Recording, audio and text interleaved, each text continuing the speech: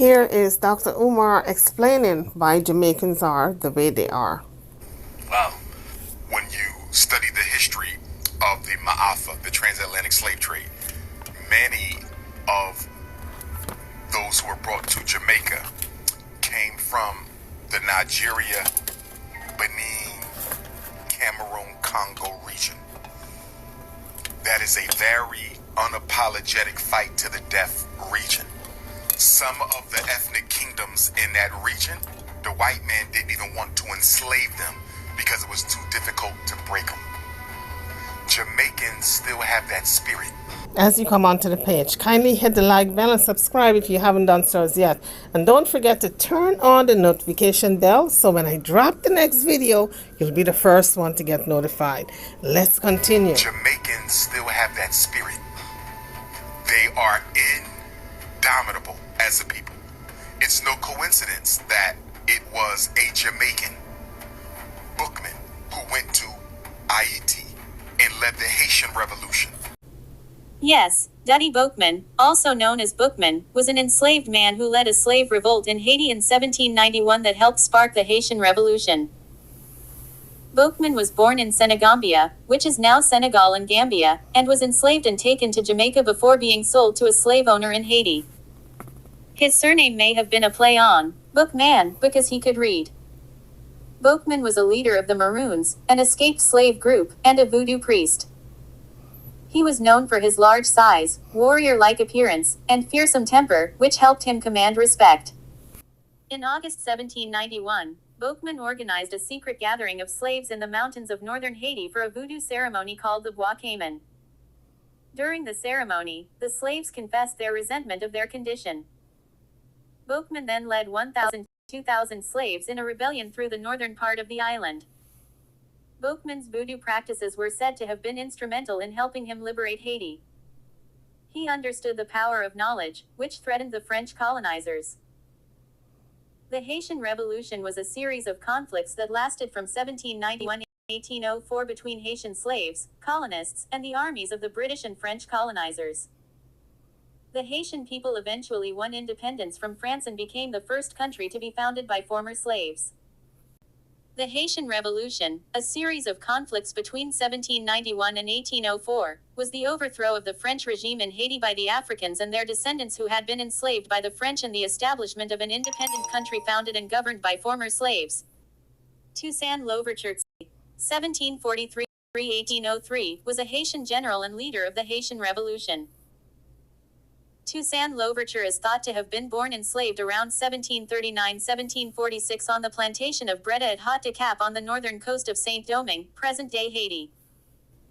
For most of the conflict, the British and Spanish supplied the rebels with food, ammunition, arms, medicine, naval support, and military advisors. By August 1793, there were only 3,500 French soldiers on the island. Why is Haiti so poor and the Dominican Republic not? But the main reason is not geography, but is instead colonial history, the different consequences of Haiti being colonized by rich France that brought in lots of slaves, and the eastern half that became the Dominican Republic being colonized by Spain, which by then was poor, didn't bring in many slaves. How did Haiti become so poor? Hobbled by foreign interventions, political instability, and natural disasters, the former French colony is paralyzed by multiple crises. Once the wealthiest colony in the Americas, Haiti is now the Western Hemisphere's poorest country, with more than half of its population living below the World Bank's poverty line. Once the richest colony in the world, Saint-Domingue was a leader in the production of sugar, coffee, indigo, cacao, and cotton. Haiti's early history is characterized by remarkable economic output. On the eve of the Haitian Revolution, Saint-Domingue had become the most lucrative colony on earth. The Haiti independence debt involves an 1825 agreement between Haiti and France that included France demanding an indemnity of 150 million francs to be paid by Haiti in claims over property, including Haitian slaves, that was lost through the Haitian Revolution in return for diplomatic recognition, with the debt. By 1801 the famed former slave general Toussaint Louverture had freed all the slaves on the island and united it under his governorship, though this was short-lived. Nationalist Dominican forces in eastern Hispaniola led by Juan Pablo Duarte seized control of Santo Domingo on the 27th of February 1844. The Haitian forces, unprepared for a significant uprising, surrendered to the Dominican rebels, effectively ending Haitian rule of eastern Hispaniola. Why is Haiti important to the United States? Historically, the United States viewed Haiti as a counterbalance to communist leaders in Cuba. Haiti's potential as a trading partner and an actor in the drug trade makes the nation strategically important to the United States. How do they separate Haiti from Dominican Republic? The 395 kilometers boundary between the Dominican Republic and Haiti, which divides the Caribbean island of Hispaniola, follows a combination of rivers, ridge lines, straight lines, and roads. What made Haiti so rich? Haiti has an agricultural economy. Over half of the world's vetiver oil, an essential oil used in high-end perfumes, comes from Haiti. Bananas, cocoa, and mangoes are important export crops. Haiti has also moved to expand to higher-end manufacturing, producing Android-based tablets and current sensors and transformers. Prior to its independence, Haiti was a French colony known as Saint-Domingue. Domingue's slave-based sugar and coffee industries had been fast-growing and successful, and by the 1760s it had become the most profitable colony in the Americas. The government of Haiti is a semi-presidential republic, a multi-party system wherein the president of Haiti is head of state elected directly by popular elections. The prime minister acts as head of government and is appointed by the president, chosen from the majority party in the National Assembly. U.S. Invasion and occupation of Haiti, 1915-34. Following the assassination of the Haitian president in July of 1915, President Woodrow Wilson sent the United States Marines into Haiti to restore order and maintain political and economic stability in the Caribbean. This occupation continued until 1934. You understand? When you look at Nanny, when you look at Cujo and Akangpong and all those revolutionary Jamaicans, it's no coincidence that they had so many revolutionaries on that island. According to Wikipedia, Queen Nanny, Granny Nanny, or Nanny of the Maroons ONH, circa 1686 circa 1760, was an early 18th century freedom fighter and leader of the Jamaican Maroons. According to the Jamaica Information Service, Nanny of the Maroons was very well known by the British settlers and Maroons as an outstanding military leader. Nanny of the Maroons managed to unite her people during the time of crisis. Leading the Maroons, communities of escaped slaves, she orchestrated a guerrilla warfare campaign against British colonial forces, securing her legacy. Why are they called Maroons? The word maroon, first recorded in English in 1666, is by varying accounts taken from the French word marin, which translates to runaway black slave, or the American Spanish cimarron, which means wild runaway slave, the beast who cannot be tamed, or living on mountaintops.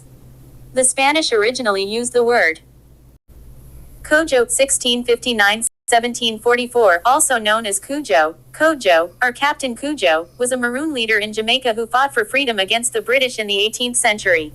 During the time of Nanny, Captain Kojo was another important Maroon leader, known for his military skills and leadership during the Second Maroon War in the late 18th century. Cujo or Kojo is the name given to a boy born on a Monday. Cujo was the Maroon warrior who led them into battle during the First Maroon War in the 1730s. The Maroons of Cujo's town, known as Leeward Maroons, fought the British colonial forces to a standstill in the 1730s, until Governor Edward Trelawney felt compelled to offer Cujo a peace treaty. Because they brought that African spirit that can never be broken.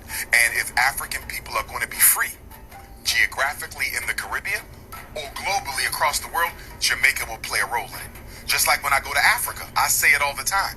In order for Africa to be free, Nigeria will have to play a role in it because of their indomitable spirit. You can see that the Jamaicans and the Nigerians have the same blood. It's like, it's undeniable. So number one, that spirit of revolution.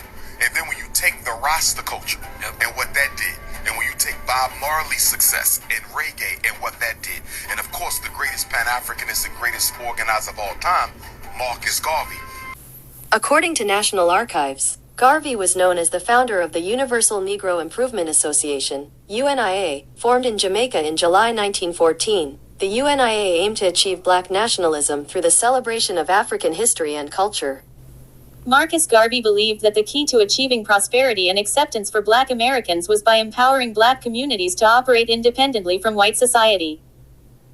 He advocated for economic self-sufficiency and encouraged Black Americans to build their own businesses, schools, and institutions.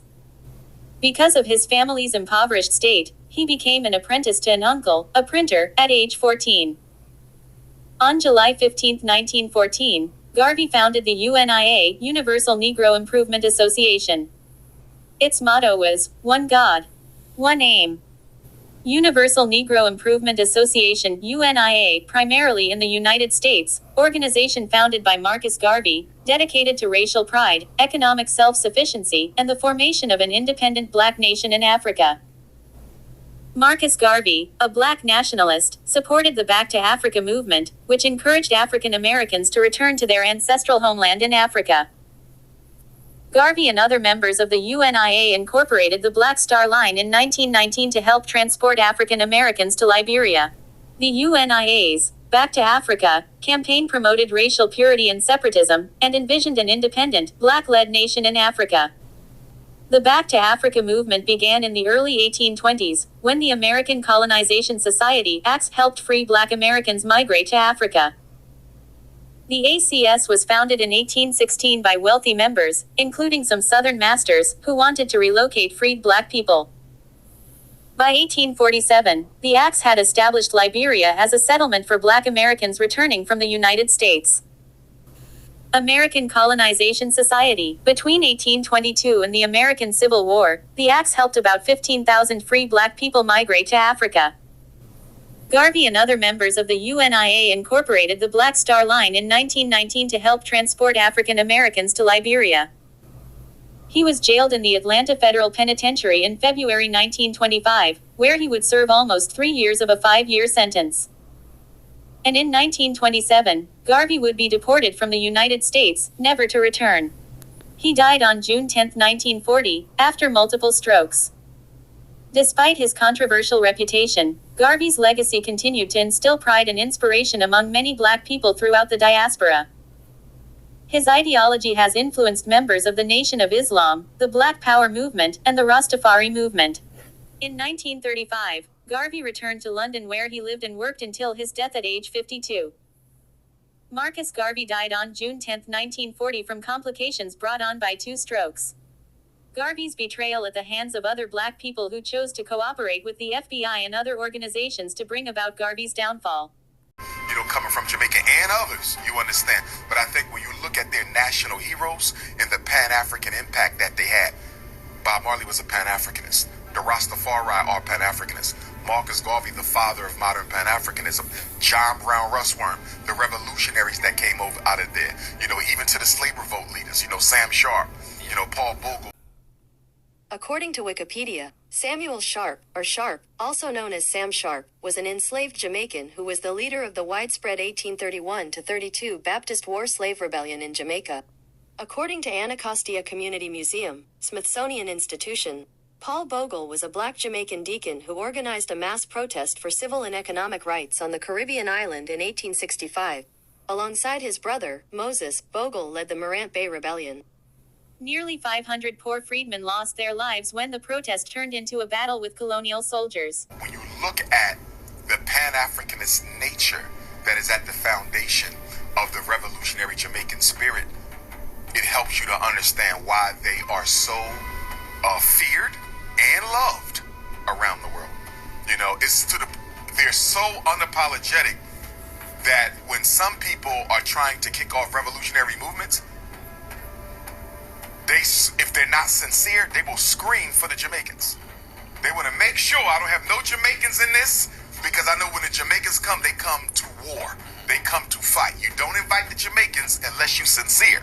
You understand? Because I would probably say per capita, you know, they're some of the greatest revolutionaries that the race has ever produced.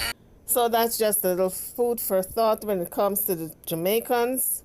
Just like the Haitians, you don't mess with them. If you didn't know, if you don't know, now you know. On that note, I'm over and out. I'll catch you all in the next one. Don't forget to hit the bell, smash all the bells for me. Like and share, subscribe to the channel. See you guys on the next one. Thanks for watching.